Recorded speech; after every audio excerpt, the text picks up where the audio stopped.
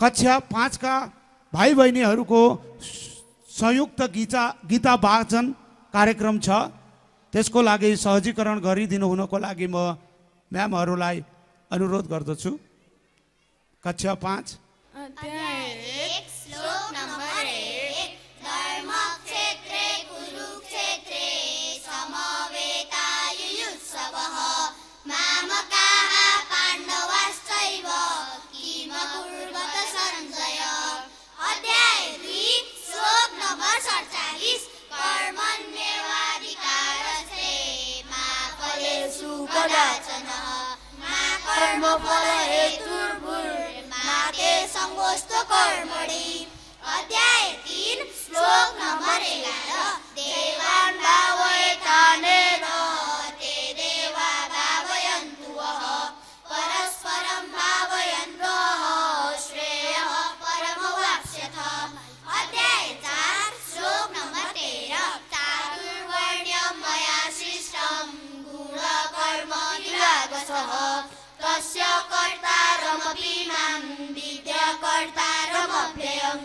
अध्याय 5 श्लोक नंबर 3 ज्ञेयः सनित्य सन्न्यासी यो न द्वेष्टि न काङ्क्षति निर्द्वन्द्वो हि महाबाहो सुखं बन्धात् प्रमुच्यते।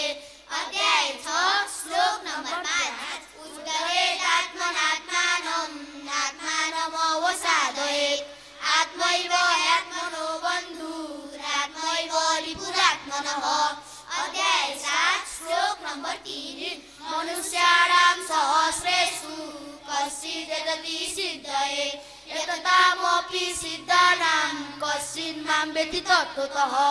अध्याय 8 श्लोक नंबर 5 अन्धकारे च मामेव स्मरन् भुक्त्वा कलेवरम् यः प्रयाति समद्भावं याति नास्त्यत्र संशयः। अध्याय 9 श्लोक नंबर 26 पत्रं पुष्पं फलं तोयं यो मे भक्त्या प्रयच्छति तदहं भक्त्युपरीतमस्नामि प्रयतात्मनः।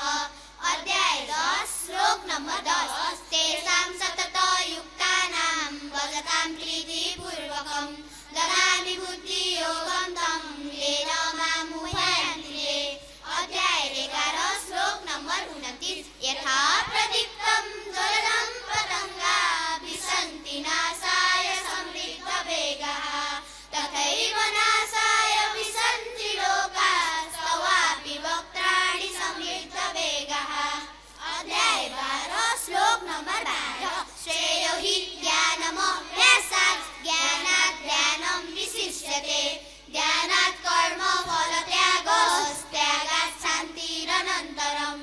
अध्याय 13 श्लोक नंबर 1 इदं शरीरं कौन्तेय क्षेत्रमित्यभिधीयते एतद्यो वेत्ति तं प्राहुः क्षेत्रज्ञ इति तद्विदः। अध्याय 14 श्लोक नंबर 25 मानापमानयोस्तुल्यो मित्रारिपक्षयोः सर्वारम्भ परित्यागी गुणातीतः स उच्यते।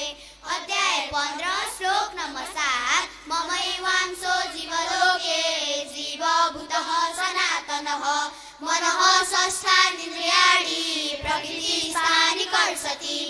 अध्याय 16 श्लोक नंबर 1 अवयं सत्त्व संशुद्धिर्ज्ञानयोग व्यवस्थितिः दानं दमश्च यज्ञश्च स्वाध्यायस्तपार्जवम्।